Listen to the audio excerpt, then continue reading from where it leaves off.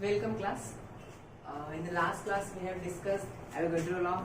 We have seen the concept of mole concept and also we have discussed about the Avogadro law.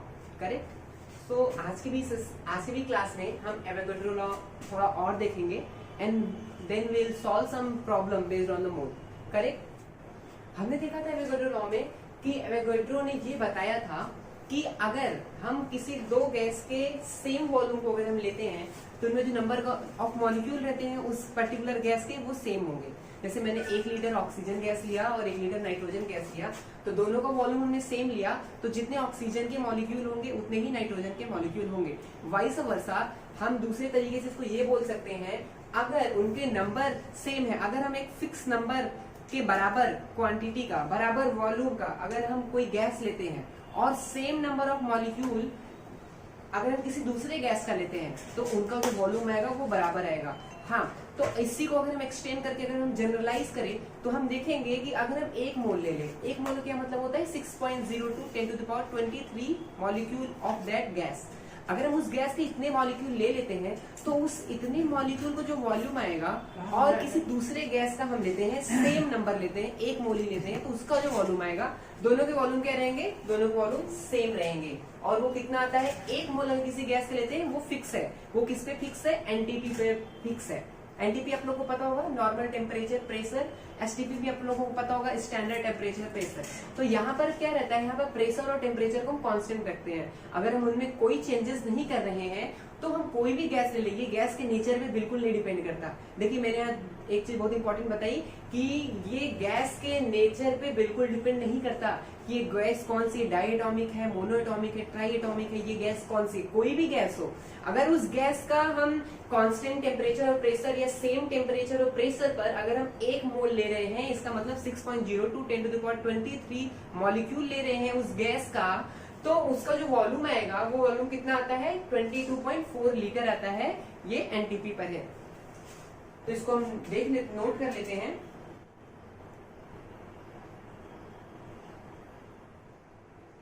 One mole of any gas, इसका volume कितना होगा,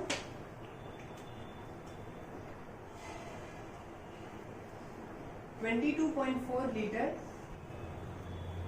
लेकिन ये कहाँ की बात हो रही है, एट एचटीपी की हम बात कर रहे हैं। अगर हम देखें फॉर आइडियल गैस,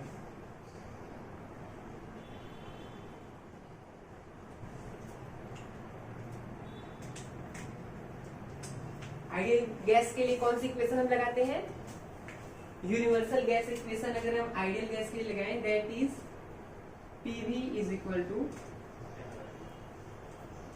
एनआरटी। ठीक है, तो यहाँ पर जैसा कि मैंने आपको बताया कि हमने प्रेशर और टेम्परेचर को कांस्टेंट रखा है, नॉर्मल टेम्परेचर प्रेशर की कंडीशन ले रहे हैं कि ये दोनों कांस्टेंट रहेंगे। तो यहाँ पर एक चीज आप देख रहे होंगे, वॉल्यूम जो है ये डायरेक्टली प्रोपोर्शनल हो जाएगा एन के, क्योंकि आर जो है वो यूनिवर्सल गैस कांस्टेंट होता है जिसकी वैल्यू हम डिफरेंट यूनिट के अकॉर्डिंग हम वेरी करते हैं। ठीक है, इसकी वैल्यू क्या होती है, कांस्टेंट होती है, ये फिक्स होता है। तो वॉल्यूम जो हो गया हमारा, आपको दिख रहा है एन के प्रोपोर्शनल है।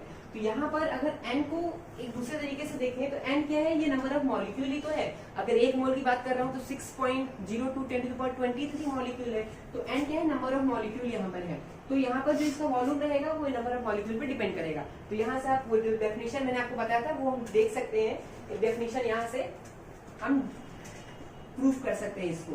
तो अगर हम किसी भी दो डिफरेंट गैस को लेते हैं, अगर उनका मैंने नंबर अगर हमने सेम कर दिया, अगर जैसे N1 और N2 मैंने लिया, दो गैस लिए, अगर इनको मैंने सेम कर दिया दैट इज द N। अगर N मॉलिक्यूल हमने लिया है इनका, तो इनके जो वॉल्यूम होंगे V1 और V2 जो होंगे ये भी सेम होंगे, क्या हो जाएंगे, V हो जाएंगे। ये बात समझ में आ रही है आप लोगों को। एक्चुअली यही है एवोगैड्रोस लॉ। ठीक है, यही एवोगैड्रो ने हाइपोथेसिस दी थी, ये थी।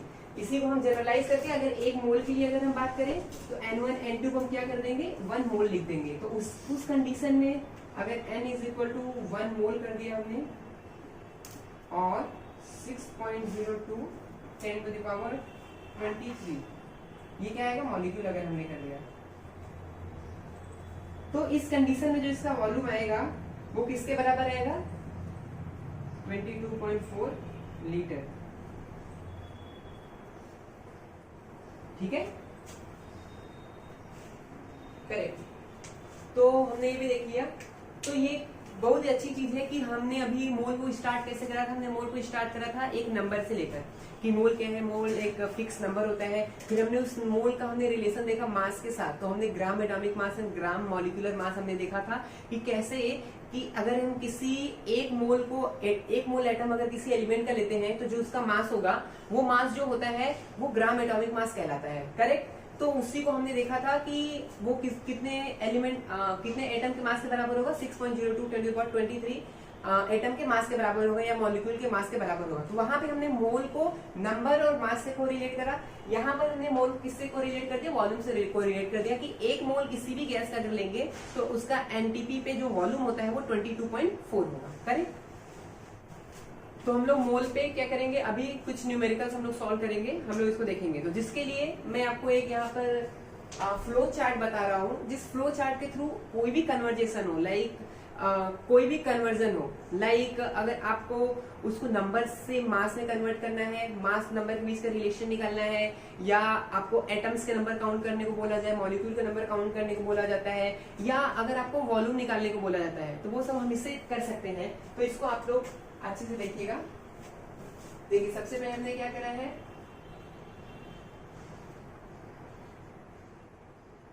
हमने मास लिया हुआ है, ठीक है।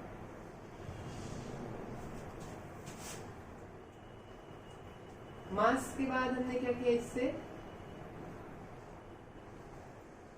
मोल,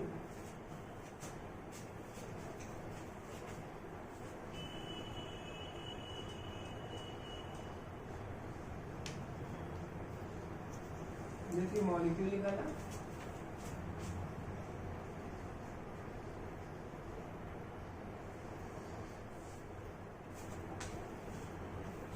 ये चार चीजें हैं, मास, मोल, मॉलिक्यूल और एटम। तो देखिए आपको यहाँ पे मास दिया हुआ है, आपसे मोल पूछा जा रहा है, ठीक है। तो ये एटम भी हो सकता है, ये मॉलिक्यूल भी हो सकता है। तो इसके लिए मान लीजिए आपको ये W दिया हुआ है इसका मास, तो अगर आपको मोल निकालना है तो हम क्या करेंगे, इसको इसके मॉलिक्यूलर मास या एटॉमिक मास से हम डिवाइड कर देंगे, ठीक है। ये कैसे आ रहा है कि आप यूनिटरी मेथड से कर सकते हैं। ये जैसे क्या है, अगर सपोज यहाँ पर मैं आपको बताऊं, मान लीजिए आपको ये दिया हुआ है 10 ग्राम अगर दिया हुआ है, इससे पूछ रहा है कितने मोल होंगे, ये पूछा जा रहा है, ठीक है। और आपको ये पता है ये जो एलिमेंट है, इस एलिमेंट का मॉलिक्यूलर मास या तो एटॉमिक मास कितना है, वो जो है वो 2 है, ये 2 पता है। तो आप क्या कर सकते हैं, 2 ग्राम इक्विवेलेंट किसके होगा, 1 मोल के इक्विवेलेंट होगा। तो अगर आपको 10 निकालना है तो सबसे पहले आप 1 ग्राम निकाल लेंगे, 1/2 आ जाएगा। तो 10 ग्राम किसके इक्विवेलेंट होगा, 10 ग्राम में कितने मोल आएंगे, तो हो जाएगा 10 multiplied by 1/2 that is equal to 10/2। तो हमने क्या करा है, ऊपर 10 क्या है, 10 उसका जो वेट दिया हुआ है W, और 2 क्या है, 2 जो उसका मॉलिक्यूलर मास है, एटॉमिक मास है, वो है। ये बात आप लोगों को समझ में आ रही है। ये हम ऐसे यहाँ पे निकालते हैं, हमने यहाँ पे जनरलाइज कर दिया एज ए फॉर्मूला।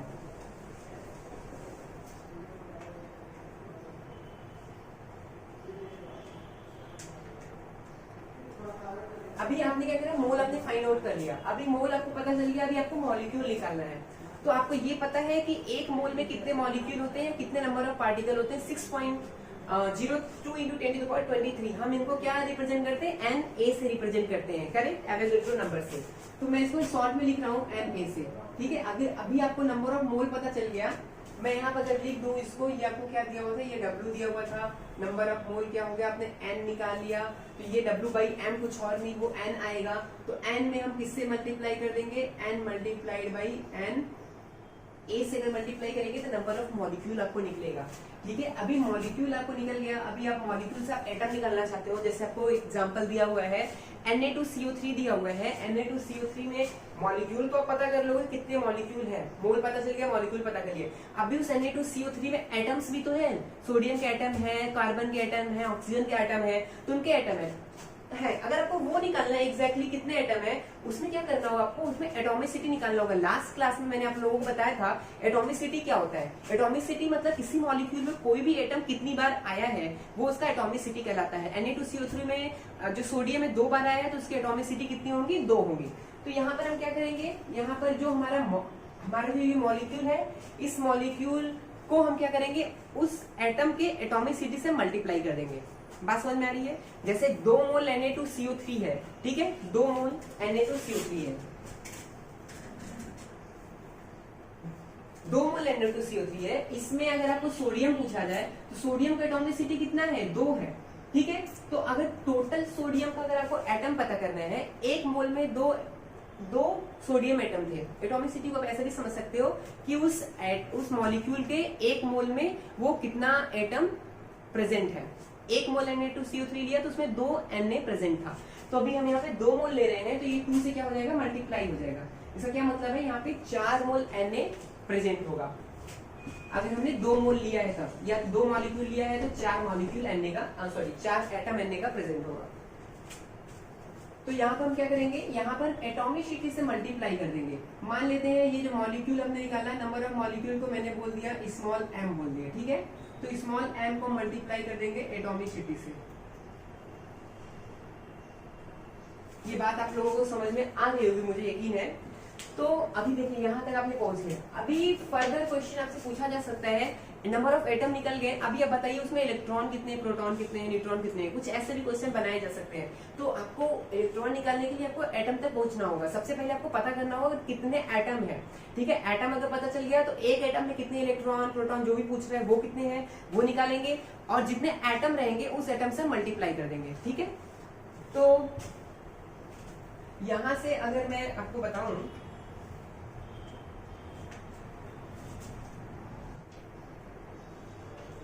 आपसे क्या पूछ रहा है, इलेक्ट्रॉन पूछ रहा है, प्रोटॉन पूछ रहा है, न्यूट्रॉन पूछ रहा है। अगर ऐसे पूछा जा रहा है तो आपको यहाँ पे क्या करना होगा, मैं दूसरे कलर से लिखता हूँ, आप लोगों को दिखाई देगा।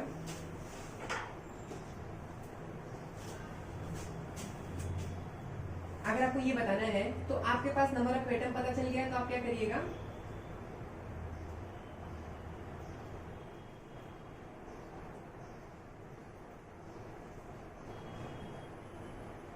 Number of atom multiplied by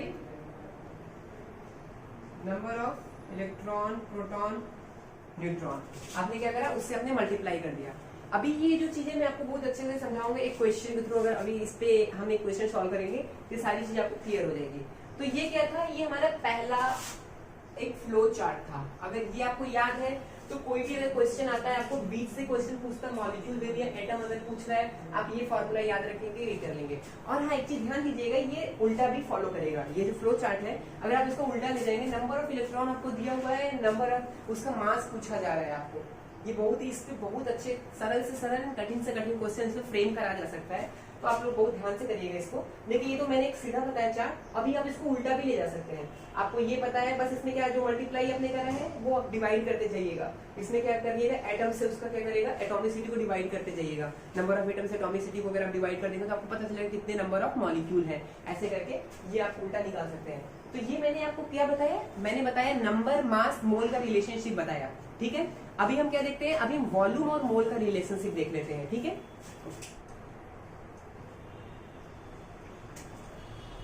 ठीक है, मैंने मोल लिया।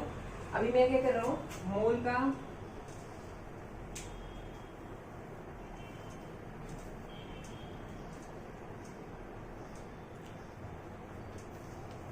नंबर,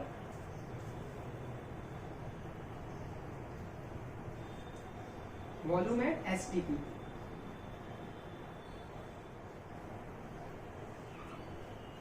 नंबर, वॉल्यूम और मास। आपको कोई भी न्यूमेरिकल अगर इस पे बेस्ड है, आपको इन्हीं तीनों में मिलेगा, मतलब इन्हीं सब पे मिलेगा, और आपको इससे बाहर नहीं रहेगा। तो देखिए, मोल और नंबर का रिलेशनशिप जैसा कि मैंने आपको बताया, मोल अगर आपको दिया हुआ है, आपसे नंबर पूछा जा रहा है, तो आप क्या करेंगे, इसमें मल्टीप्लाई कर देंगे Na से। नंबर से मल्टीप्लाई कर देंगे, नंबर पता चल गया। नंबर आपको पता है, अगर आपसे मोल पूछा जा रहा है, इसको मैं दूसरे कलर से बनाता हूं। अगर आपको नंबर दिया हुआ है, आपसे मोल पूछा जा रहा है, तो आप क्या करेंगे, डिवाइड कर देंगे Na से। अभी इन सब पे मैं एक क्वेश्चन कराऊंगा तो समझ में आ जाएगा। और आप जब क्वेश्चन सॉल्व करेंगे, मैं आपको डीपीपीस दूंगा, तो आप जब क्वेश्चन सॉल्व करेंगे, जब प्रैक्टिस करेंगे, तो उस पर आपको इस तरीके के क्वेश्चन मिलेंगे जो इस फॉर्मूले में बेस्ड रहेंगे, तो फिर आपको कॉन्फिडेंस आएगा।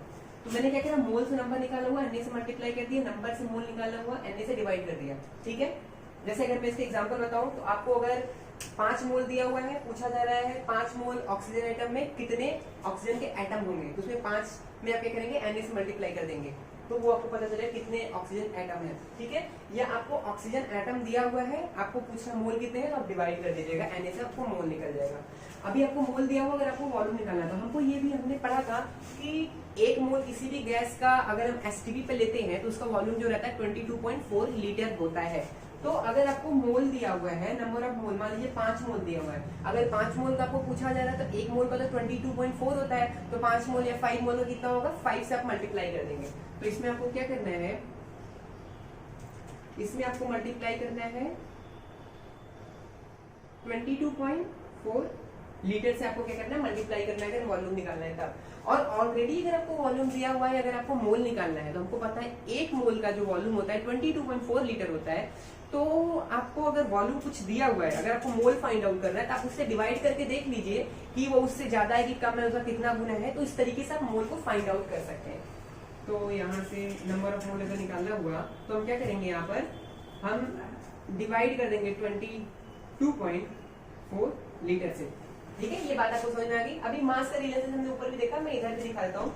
अगर आपको मोल दिया हुआ है, अगर मैं आपसे बोलता हूँ आप मास निकालिए, किसी भी चीज का अगर मोल दिया हुआ है, अगर हमको उसका मास निकालना है तो हम सीधे क्या करेंगे, जो उसका मॉलिक्यूलर वेट है, जो उसका मॉलिक्यूलर वेट है, अगर एटम हमने लिया है, एटम के केस में एटॉमिक मास होगा, एटॉमिक वेट होगा, तो हम क्या करेंगे, इसका मॉलिक्यूलर वेट से हम इसके मल्टीप्लाई कर देंगे।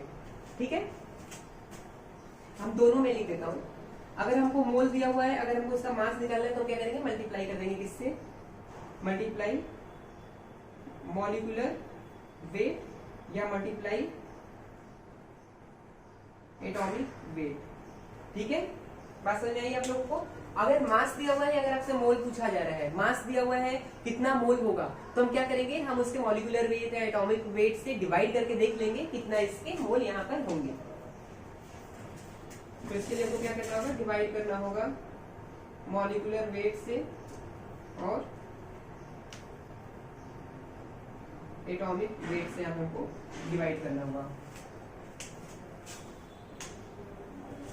तो देखिए बच्चों, ये मैंने आपको दो बताए, दो फ्लो चार्ट मैंने बताए हैं, आप ये दो चार्ट याद रखिएगा और आपको कोई भी क्वेश्चन इससे बाहर आपको नहीं रहेगा, आप सारा इससे कर लेंगे। मैं थोड़ा सा इसको अलग कर देता हूँ।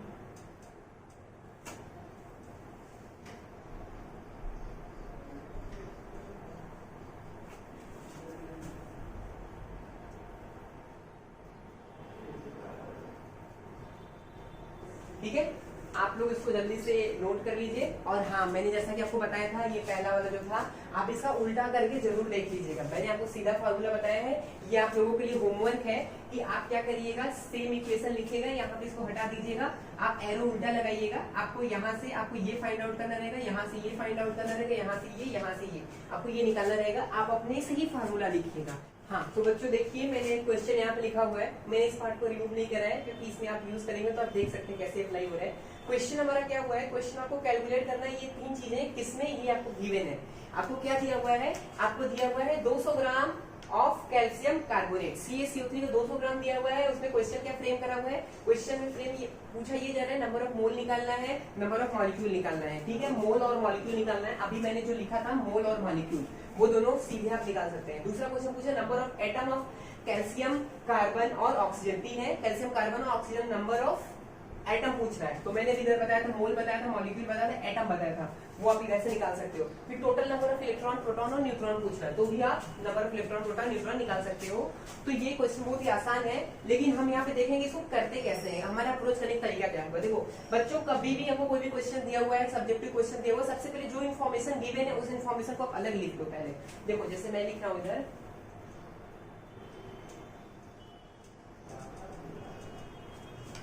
सबसे पहले मैंने यहाँ पे क्या लिखा, हमारा जो W दिया हुआ है, W इज गिवन 200 ग्राम। अभी बच्चों ये आप मुझको बताइए कि कैल्शियम कार्बोनेट क्या है, एक मॉलिक्यूल इसका दिया हुआ है, कंपाउंड है, तो इसका जो मॉलिक्यूलर वेट होगा वो कितना होगा। मॉलिक्यूलर वेट निकालना आप सबको आता होगा, आप लोगों ने 9th 10th में पढ़ा होगा। ठीक है, तो देखिए यहाँ पर मॉलिक्यूलर वेट निकालते समय क्या करते हैं, इसमें जितने भी एटम है उस सभी एटम को जो एटॉमिक मास रहता है वो उसमें हम जोड़ देते हैं, जैसे जो एटम जितनी बार आया है उसके एटॉमिसिटी से मल्टीप्लाई करते हैं उसके एटॉमिक मास में, और उसको जोड़ के हम इसको मॉलिक्यूलर मास निकाल लेते हैं। तो कैल्शियम कार्बोनेट का निकालेंगे, कैल्शियम का 40 होता है, इसका आपको पता होगा कितना होता है, 12 होता है, और इसका 16 मल्टीप्लाई बाई 3, तो ये सिंपली आप कर लेंगे, दिस विल कम 100। ठीक है, ये 100 आपका आता है। तो देखिए बच्चों, यहाँ हमने ये 2 चीज लिख लिया। अभी सबसे पहला क्वेश्चन हमसे पूछा जा रहा है नंबर ऑफ मोल निकालना है, तो आपको मास गिवन है, आपको इसका मॉलिक्यूलर वेट भी पता है, तो नंबर ऑफ मोल अगर मैं इसको n लिखूं, तो मैं पहला सॉल्व कर रहा हूं, अगर मैं इसको n लिखता हूं, देखिए मैं इसको अगर नंबर ऑफ मोल को अगर n से लिखूं तो ये कितना आता है W/m। W हमारे पास 200 ग्राम गिवन है, और ये क्या हो जाएगा, ये कितने मोल आएंगे, 2 मोल आ रहे हैं। Number of mole of calcium carbonate कितना प्रेजेंट है, 2 मोल प्रेजेंट है इसके 200 ग्राम में। ठीक है, नंबर ऑफ मोल हमको पता चल गया। अभी बच्चों देखिए हमको दूसरा क्वेश्चन क्या पूछा है, नंबर ऑफ मॉलिक्यूल पूछ रहा है, नंबर ऑफ मॉलिक्यूल पूछा जा रहा है। तो अगर आपको मोल पता चल गया है तो आपको तो ये तो पता ही है एक मोल में कितने मॉलिक्यूल होते हैं, एक मोल में 6.02 × 10⁻23 मॉलिक्यूल होते हैं। तो अगर 2 मोल में अगर मॉलिक्यूल हम पूछें, नंबर ऑफ मॉलिक्यूल कितने हो जाएंगे, 2 मल्टीप्लाइड बाई Na। मैं Na की टर्म में छोड़ दे रहा हूँ, आप चाहो तो वैल्यू भी रख सकते हो यहाँ पे। ठीक है, अभी देखिए यहाँ पे दूसरे क्वेश्चन हमसे पूछा गया है number of atom of calcium, carbon और ऑक्सीजन पूछा जा रहा है। ठीक है, तो सबसे पहले आप मुझको ये बताइएगा, यहाँ पर 3 डिफरेंट टाइप के एटम है, इन डिफरेंट टाइप के एटम के एटॉमिसिटी क्या है। देखिए मैं यहाँ पर अगर लिखूं कैल्शियम, ऑक्सीजन, कार्बन और ऑक्सीजन है, इसकी एटॉमिसिटी 1 है, इसकी 1 है, इसकी एटॉमिसिटी क्या है, 3 है। तो अगर इसका एक मॉलिक्यूल हम लेंगे तो हमको 1 एटम कैल्शियम मिलेगा, 1 एटम कार्बन मिलेंगे और 3 एटम ऑक्सीजन के मिलेंगे। लेकिन हमारे पास यहाँ पर क्या है, हमारे पास 2 मोल है, कह सकते हैं हमने एक मॉलिक्यूल लिया तो उतना मिला, हमारे पास 2Na मॉलिक्यूल है। टोटल कितने मॉलिक्यूल है, 2Na मॉलिक्यूल है, या दूसरे तरीके से कह सकते हैं हमारे पास 2 मोल है, 2 मोल इसके मॉलिक्यूल है। तो अगर 2 मोल मॉलिक्यूल है तो इसमें डिफरेंट डिफरेंट एटम का अगर हमको एटम्स के नंबर को पता करना है, हम क्या करेंगे, मल्टीप्लाई कर देंगे। तो कैल्शियम यहाँ पर हमारा कितना आ जाएगा, ये दूसरा मैं आंसर बता रहा हूँ, ये हो जाएगा 2 से मल्टीप्लाई कर देंगे तो 2Na, और ये भी क्या हो जाएगा 2Na, और हमारे पास ये कितना हो जाएगा 3 multiplied by 2Na, it will come 6Na। Sorry, बात आपको समझ में आ रही है।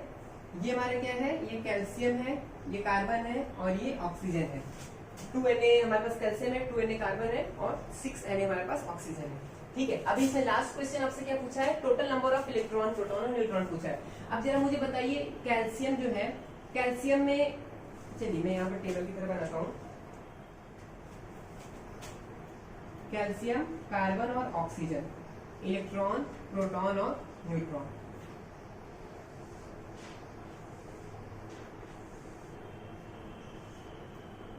ठीक है, अभी आप बताइए कैल्शियम का जो एटॉमिक मास, एटॉमिक नंबर होता है वो कितना होता है,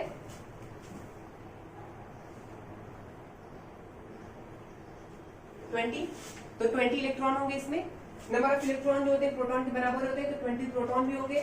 अब इसका एटॉमिक वेट कितना होता है, 40 होता है, तो ये कितना आएगा, न्यूट्रॉन 20 आएगा। देखिए मैं इतना आपको बताने की जरूरत नहीं है, बट ये आपको पहला क्वेश्चन है तो मैं बेसिक इसका को क्लियर कर रहा हूँ। और इसमें जो कार्बन है, कार्बन का आपको पता होगा एटॉमिक नंबर 6, तो 6 प्रोटॉन और 6 इलेक्ट्रॉन, और 12 होता है तो इसका 6 ये हो जाएंगे, और ये कितना होता है 8 8 8। ये बात आपको क्लियर हुई। ठीक है, अभी आप मुझे जरा बताइए कि हमारे पास जो फॉर्मूला है वो फॉर्मूला क्या है, CaCO3 है। ठीक है, अभी CaCO3 हमारे पास फॉर्मूला है, तो अगर मैं इसमें नंबर ऑफ इलेक्ट्रॉन, प्रोटॉन और न्यूट्रॉन की बात करता हूँ, अगर मैं थोड़ा इसको पहले ही लिखूं, इसको एक्सटेंड कर दूं, अगर CaCO3 की बात करूं, CaCO3 में अगर मैं नंबर ऑफ इलेक्ट्रॉन पूछूं तो कितने इलेक्ट्रॉन आएंगे, आप इन तीनों को जोड़ दीजिए, 20, ये आप जोड़ेंगे आपको कितना आ जाएगा,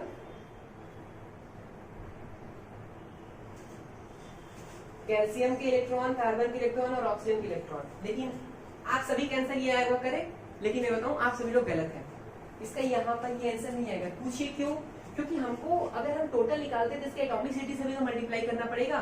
इसकी एटॉमिसिटी 1 थी तो ये 20 हो जाएंगे। अगर मैं आपको दिखाऊं यहाँ पर, तो ये इलेक्ट्रॉन अगर मैं निकालूं तो 20 multiplied by 1 plus 6 multiplied by 1 plus 8 multiplied by 3, not 1। यहाँ 3 ऑक्सीजन के एटम है ना, तो यहाँ 3 से मल्टीप्लाई करेंगे तो आप यहाँ पे देखोगे 26, ठीक है, और ये कितना आ जाएगा 24 आ जाएगा। ये टोटल कितना है, ये 50 आएगा आपका। सेम यहाँ भी है, सेम यहाँ भी है। तो बात आप लोगों को ये समझ में आ रही है कि एक मॉलिक्यूल CaCO3 का हमने लिया, उसमें टोटल नंबर ऑफ इलेक्ट्रॉन 50 है, टोटल नंबर ऑफ प्रोटॉन 50 है, टोटल नंबर ऑफ न्यूट्रॉन 50 है। तो क्वेश्चन में भी आपको पूछा जा रहा है टोटल नंबर ऑफ इलेक्ट्रॉन बताइए, total number of proton, total number of neutron बताइए, किसमें 200 ग्राम ऑफ CaCO3, ठीक है। 200 ग्राम ऑफ CaCO3 का क्या मतलब हुआ, कितने मॉलिक्यूल हुए, मॉलिक्यूल के टर्म में आते हैं ना, क्योंकि एक मॉलिक्यूल का हमको पता है। तो यहाँ पे 2Na मॉलिक्यूल हमारे पास है। तो अगर आपको यहाँ पे पता करना है तो जो आपका इसका आंसर होगा वो कितना हो जाएगा। हाँ, तो यहाँ पर हम एक क्वेश्चन देख रहे हैं एवोगैड्रो लॉ पे जो बेस्ड है। यहाँ पे बोला जा रहा है calculate the volume of 80 gram of oxygen. Oxygen आपको 80 ग्राम दिया हुआ है, उसका वॉल्यूम आपको बोला जा रहा है। अभी तक हमने क्या लिखा था, मॉलिक्यूल नंबर मोल और मास में रिलेशन से देखा था। यहाँ वॉल्यूम और हमको क्या ग्राम या मोल में हमको बताना है। तो अभी देख लीजिए एवोगैड्रो लॉ को हम अप्लाई करने से पहले सबसे पहले हम देख लेते हैं यहाँ पर ऑक्सीजन के कितने मोल प्रेजेंट है। तो नंबर ऑफ मोल पहले निकालिए।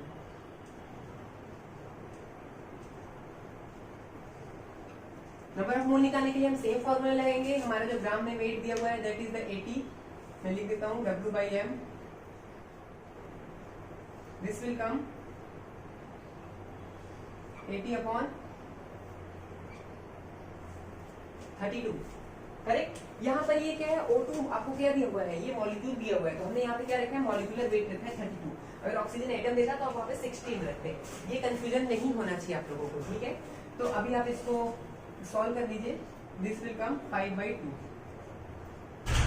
या 2.5, दोनों चीज आप कर सकते हो, ठीक है।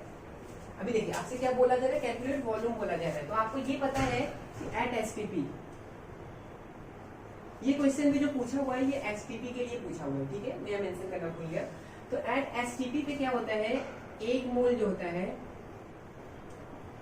इसके इक्विवेलेंट वॉल्यूम कितना होता है 22.4 लीटर। तो आपके पास 2.5 मोल दिया हुआ है, तो 2.5 मोल के इक्विवेलेंट जो वॉल्यूम होगा वो किसके बराबर होगा, 2.5 से आप इसमें मल्टीप्लाई कर दीजिए, मल्टीप्लाइड बाई 22.4 लीटर।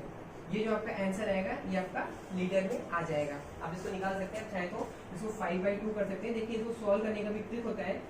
22.4 आप इसको करेंगे, दिस विल कम 11.2, आप इसको मल्टीप्लाई कर देंगे, this will come 0, this will come 56.0 litre. ये आपको कितना आएगा, 56 लीटर आएगा, ठीक है। ऐसे क्वेश्चन रहते हैं जेईई मेंस एंड एडवांस में। इस तरह के क्वेश्चन को आपको इंटीजर टाइप में और डिफरेंट आपको करके ये दिया जा सकता है। यहाँ पर जैसे आपको बोल दिया गया, दिस 5 को इन्होंने x बोल दिया, 6 बोल दिया। अभी आपको ये फाइंड आउट करना रहेगा x क्या है, 1 से लेके 9 तक, 0 से लेके 9 तक इंटीजर रहेगा, वो आपको भरना रहेगा। तो आप जब 56 निकालेंगे तो आपको यहाँ पे 5 आपको टिक करना रहेगा, 5 वाले को बगल भरेंगे, ठीक है। तो डिफरेंट ट्रिक्स एंड टेक्निक्स थे उसको लगाने के। तो मोल कॉन्सेप्ट में हम आज यहीं पर रोकेंगे, हम नेक्स्ट क्लास से फिर आगे कंटिन्यू करेंगे, ठीक है। Thank you very much class.